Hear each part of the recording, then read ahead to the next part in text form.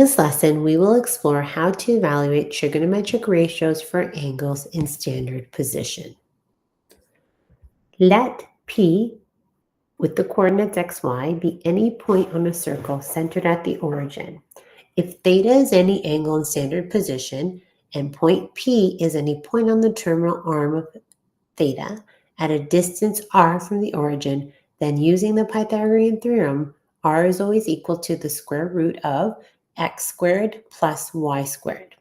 The three primary trigonometric ratios outlined or defined in terms of x, y, and r will always be sine theta is equal to y over r, cosine theta is x over r, and tan theta is y over x. Hence, the reciprocal trigonometric ratios are also defined as the cosecant theta would be, again, we take the reciprocal, would be r over y. Secant theta, the reciprocal of cosine, would be r over x. And then, of course, cotangent theta would be the reciprocal of tan, which is x over y. Okay, so if you notice, we just literally flip them, okay? But using proper mathematical language, we take the reciprocal. Now, finding the six trigonometric ratios. So if your given point A is negative 12, negative 5, that means the x-coordinate is negative 12, the y-coordinate is negative 5, lies on the terminal arm of angle theta in standard position. We want to sketch theta on the provided Cartesian plane below.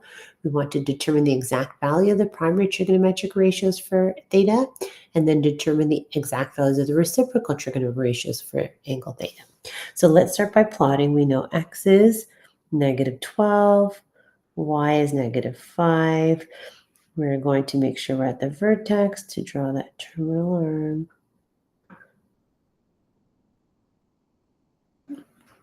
Okay, so we know then x is negative 12, y is negative 5, but we are missing the radius. And we know we can determine the radius if x is negative 12 and y is equal to negative 5. We know r is going to equal to x squared plus y squared. So r is going to equal to x, which is negative 12, squared. Make sure to substitute with brackets. We're squaring a negative, so we know that's going to be positive 144 plus positive 25. So r is equal to the square root of 169. So r is equal to 13.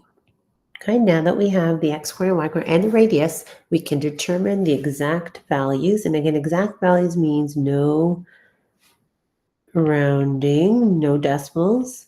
We leave it as a fraction. Okay, so sine theta we know is y over r. So therefore, sine theta is equal to negative 5 over r, which is 13. Okay, so cosine theta we know is going to be x over r. We know cosine theta then is equal to negative 12 over 13. Right, and then tan theta we know is equal to y over x. So tan theta is negative 12 over negative 5. Again, we can reduce that to negatives, become a positive, and therefore tan theta is 12 over 5. Now, once we have the primary trigonometric ratios, the reciprocals are easy to attain because all we are doing is taking the reciprocal. So we know then cosecant theta is r over y. So that means cosecant theta is going to be 13 over negative 5. Secant theta is r over x. So therefore, secant theta is 13 over negative 12. And then, of course, cotangent theta is the reciprocal, which is x over y. Cotangent theta is going to be negative 5 over negative 12.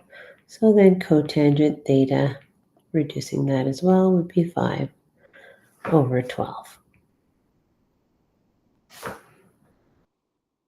Finding the principal angle theta in quadrants 1, quadrant 2, quadrant 3, and quadrant 4, we want to make sure that we recognize what quadrant we're in and what our related acute angle is. So let's start with quadrant 1. So to calculate theta in quadrant 1, the related acute angle and the principal angle are actually the same value. So theta is equal to your beta angle. Okay, now we move into the quadrant number 2. When we're going to quadrant number 2, theta was always going to be that difference from 180 degrees. So 180 minus that related acute angle beta. Now going into quadrant 3, we know that starting at 180, that we move into quadrant 3. So you start off with 180 degrees and we'd add that related acute angle. Likewise, at quadrant number 4, we'd start at 360 degrees, and that difference would get us to the principal angle. Okay, so let's determine the principal angle theta. The point -63 lies on the terminal arm of theta in standard position. Determine theta to the nearest degree. Okay, so I like to have a little bit of a sketch, and again, a quick little sketch to give us that visual as to which quadrant we are in. So if we're looking at x is -6 and y is 3, 1, 2, 3, 4, 5, 6, y is 3, 1, 2, just a quick little sketch. We know that terminal arm is in quadrant number 2.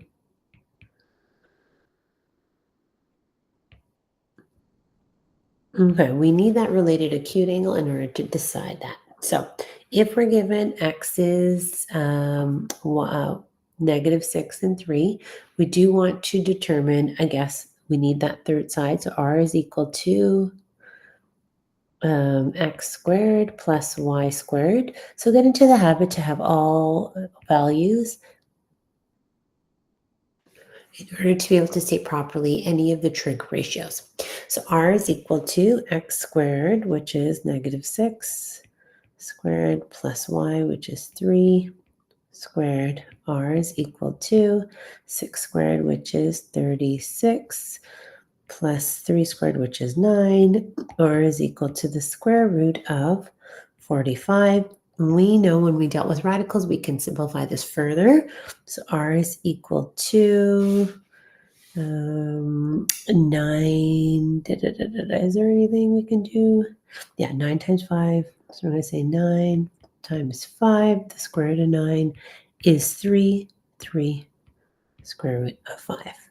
Okay, so we have our x value is equal to -6. Our y value is 3.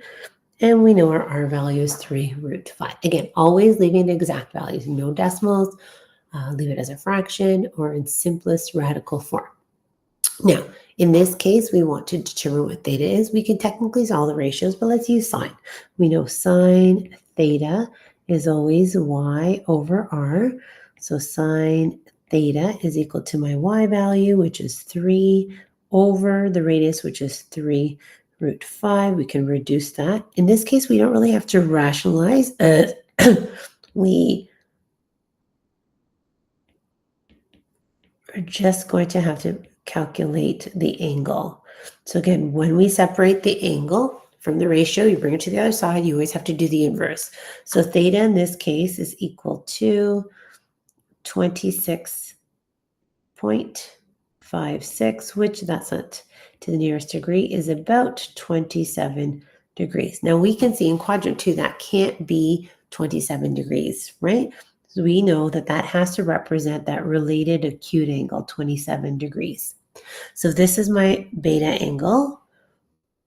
So beta is equal to 27 degrees. We know the primary angle then would have to be, the principal angle would be 180 minus beta. So theta is equal to 180 degrees minus the 27 degrees, which is that related acute angle. Theta is equal to about 153 degrees. Okay, so when we're in quadrant 2, it's always the angle is determined by taking 180 minus your related acute angle. Okay, so what we want to introduce and what we want to remember is something called the cast rule. The cast rule is an easy way to remember which primary trigonometric ratios of the principal and theta are positive in which quadrant. Okay, so A stands for all. They are all positive since in this quadrant x is positive and so is y. Then we go into the second quadrant. Well, the second quadrant, x is negative now and y is still positive. So all the ratios that have x in it are negative in this quadrant. Sine, however, is not because sine is y over r and y is positive. Then we go into the third quadrant. T is positive here because tan, is y over x. Negative y over x is a positive value. So that means tan is positive in the first quadrant and in the third quadrant. Cosine is x over r. X is positive in that fourth quadrant. So cosine is positive in the first quadrant and in the fourth quadrant. So CAS is just an acronym to help us remember which ratios are positive in which quadrant. Now, each ratio will be positive in two quadrants. Then in the remaining two, they would be negative. So keep that in mind.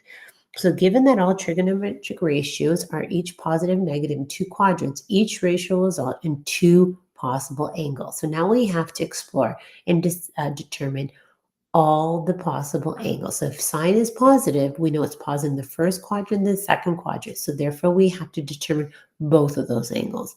For tan, it's positive in the first quadrant and the third quadrant. That means it's negative in the second and the fourth.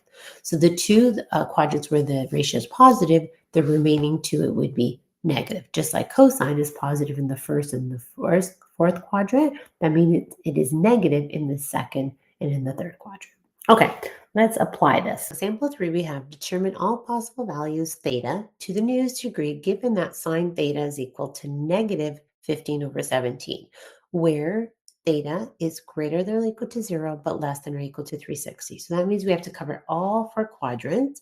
We know sine is negative, and that means we will have two possible values for the angle measure. So let's keep in mind, let's break it down. We have y over r.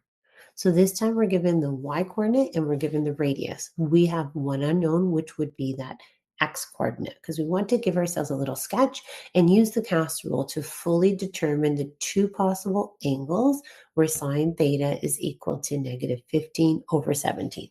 So I'm just going to quickly remind ourselves, CAST. So it means sine is positive in the first and the second quadrant, which means it's negative in the third and the fourth. Okay, so if we know x is equal to, we don't know, y is equal to negative 15, and r is equal to 17. To get a proper sketch, we want to make sure we figure out what that x coordinate is as well. So in order to do that, we know r squared is equal to x squared plus y squared. Therefore, x squared is going to equal to r squared minus y squared, taking the square root. X is equal to the square root of r squared minus y squared. So substituting, x is going to equal to 17 squared minus negative 15 squared. X is equal to 289 minus 225. So x is equal to the square root of 64. Now we know taking the square root of 64, it could be plus or minus 8. Okay, so with that in mind, we know we're going to have 1, 2.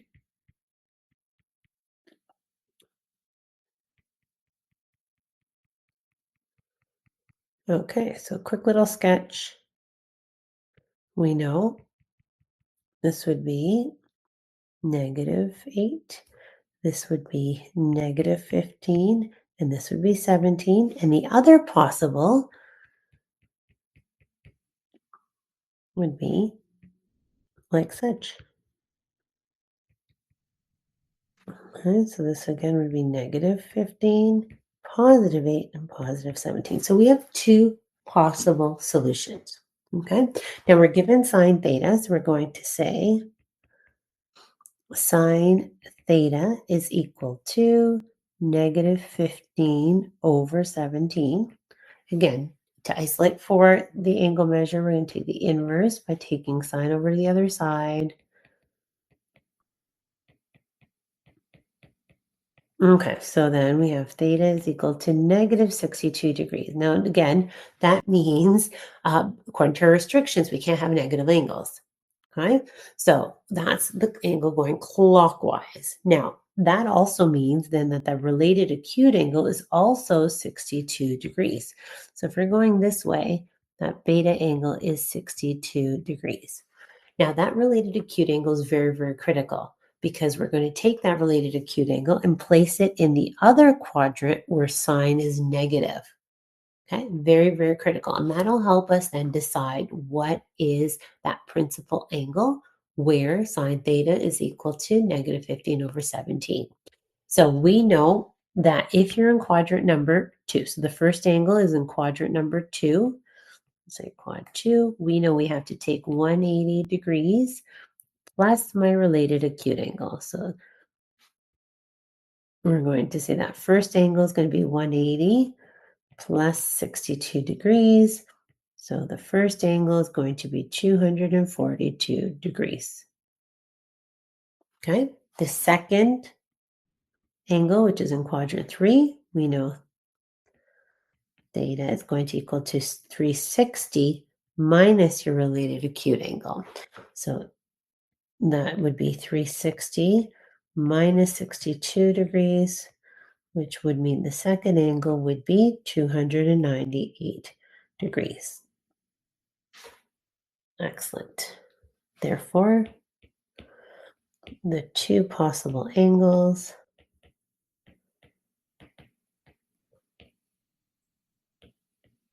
are 242 degrees and 298 degrees. Okay, so let's apply the CAS rule and the trigonometric ratios for special angles. Now remember, special angles, I'm going to quickly sketch them. We know, and this is something that you probably can do on your own, but you don't have to memorize anything or memorize the chart. We know when we were doing the special triangle with 45 degrees, we started with an isosceles triangle. Well, we started square with side lengths 1. And then we cut it in half. So that means that becomes 45 degrees. That's 45 degrees. And again, using the Pythagorean theorem, the hypotenuse is going to be root 2. So you're now taking these special triangles and putting them on the grid. Quadrant 1, quadrant 2, quadrant 3, quadrant 4. Then we had the equilateral triangle with side lengths 2. That means that used to be 60. We cut that in half. Then it became 30. And then we use the Pythagorean theorem to determine the height of that triangle. Okay, so as long as you have those triangles in front of you, when you're determining the ratios, if you quickly derive it just by looking at those scenarios where we looked at a square with side length 1 and a square with side length 2, and then breaking it in half, again, same idea. Okay. Now, determine an angle that has the same trigonometric ratio as given angle. Draw a sketch with both angles labeled. Find the exact trigonometric ratio for the given angle.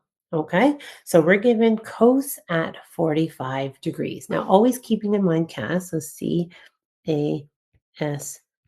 That means that cosine is positive here in quadrant 1. It's also positive in quadrant 4.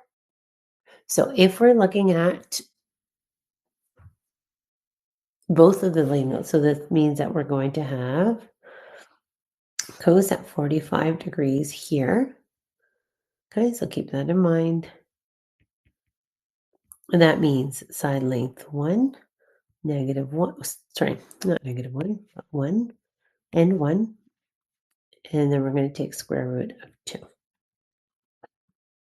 Okay, so where else, again, we're going to draw then that related acute angle 45 in the other quadrant where cosine is positive. So that means this is the angle that we're looking at.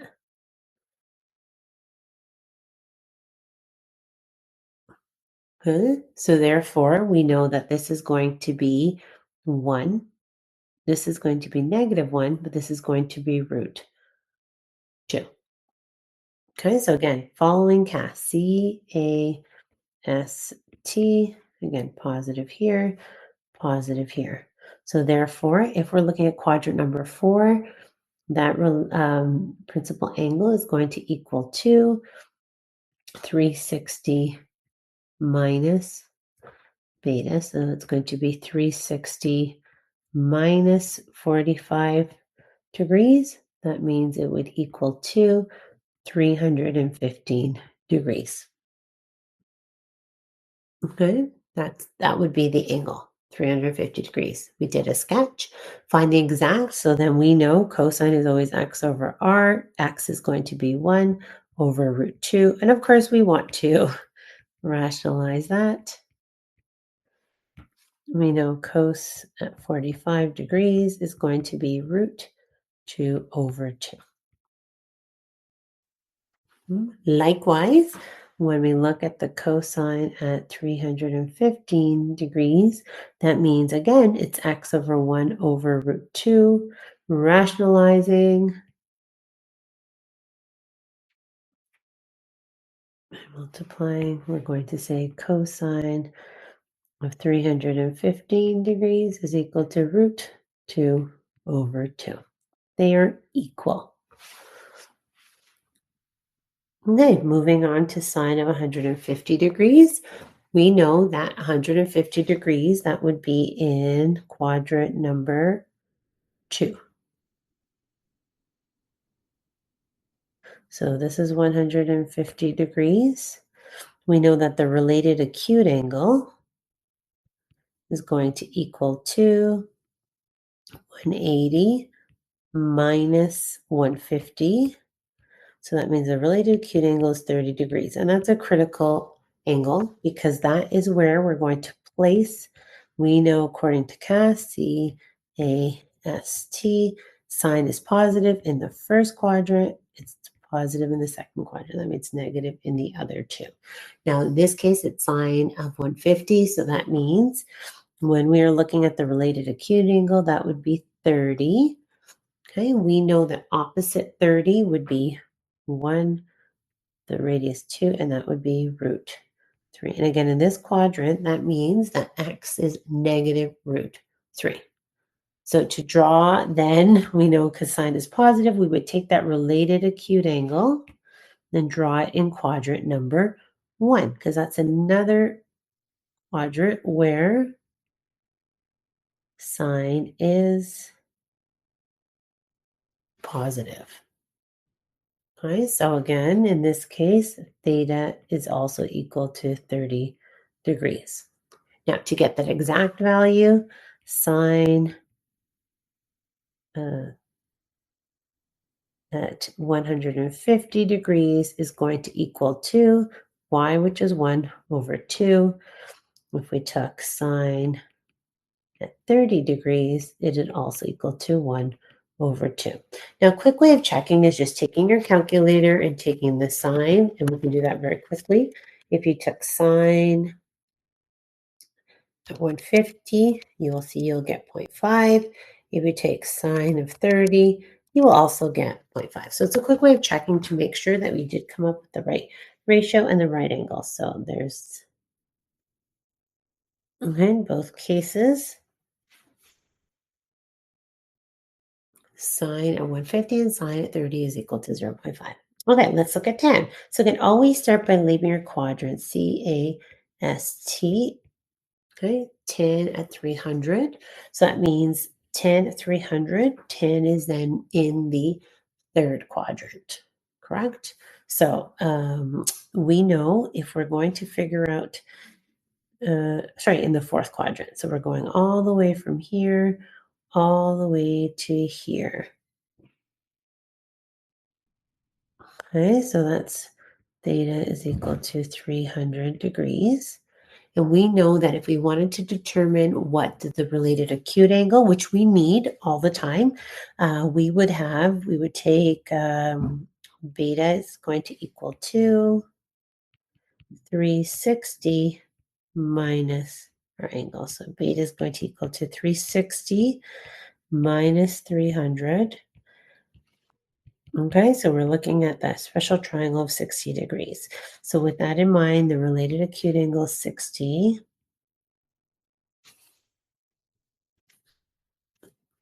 Okay, so we know tan is positive in the first quadrant and in the third quadrant, sorry, and it's a negative in the fourth quadrant and the second quadrant. So with that in mind, because the principal angle is in the fourth quadrant, tan is negative in that. So we have to make sure we then draw that related acute angle in the other quadrant where tan is negative. So we know that the related acute angle is 60 degrees. So that special triangle tells us that if we're looking at the angle where tan is in the fourth quadrant, tan is negative. So we have to make sure opposite is, draw that, okay, the 2 root 3, where it's negative here, and then 1 is positive here. Okay, so we know that tan at 300, the exact value is y over x, so negative root 3 over 1. So tan of 300 is equal to negative root 3. Okay, so now where is the other angle? Well, the other angle has to be in quadrant number 2. So we're going to draw that related acute angle in quadrant number 2. Because again, that's the other quadrant where tan is also negative. So C, A, S, T. We know then that 10 is positive here and here, negative here and here. So we want to always keep that in mind, simplifying there. So therefore, what is that angle?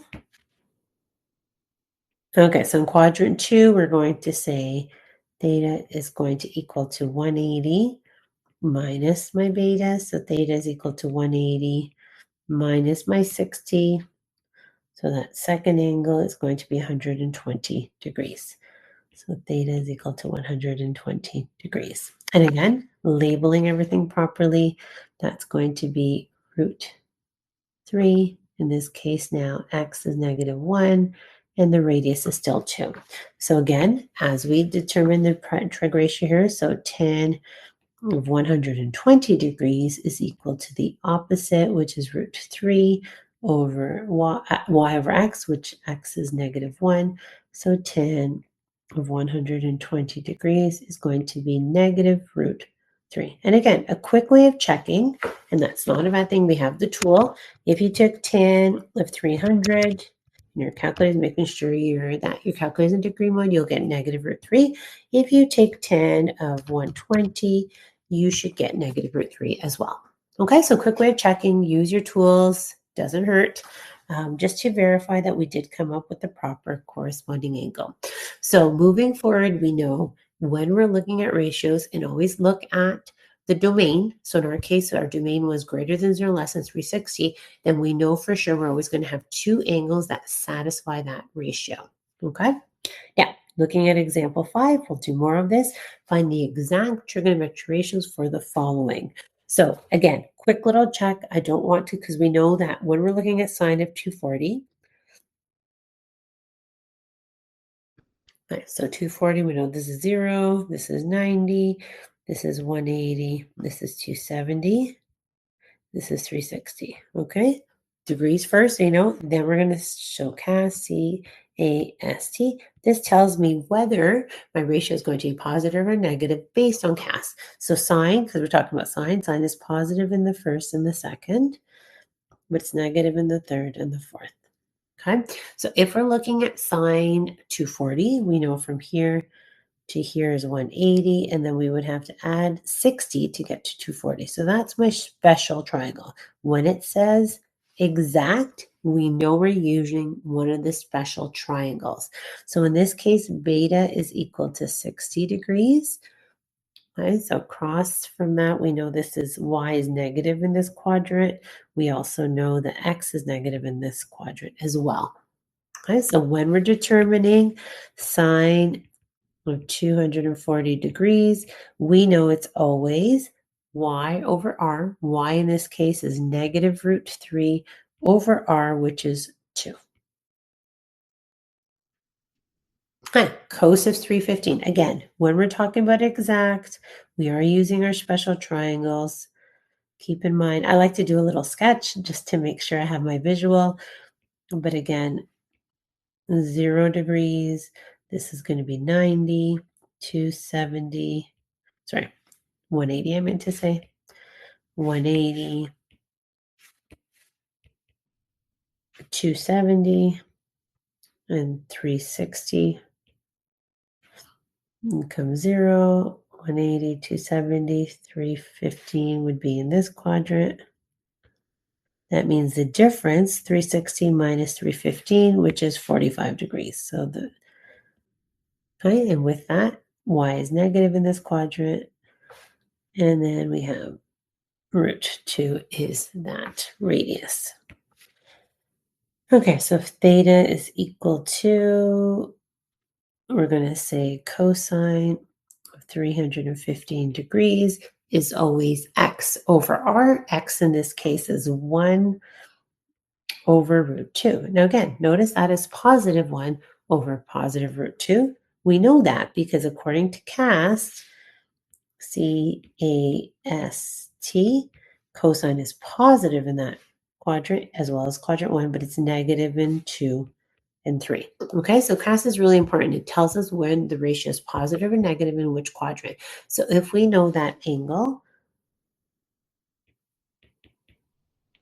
takes us to the fourth quadrant, that means that cosine would be positive in that quadrant. Okay, so let's look at tan. We have tan of 120. Again, a quick little sketch is always a good idea. So 0, 90, 180, 270, 360. Quick sketch. Okay, so 120 we know is going to be first. It's going to be in the second quadrant.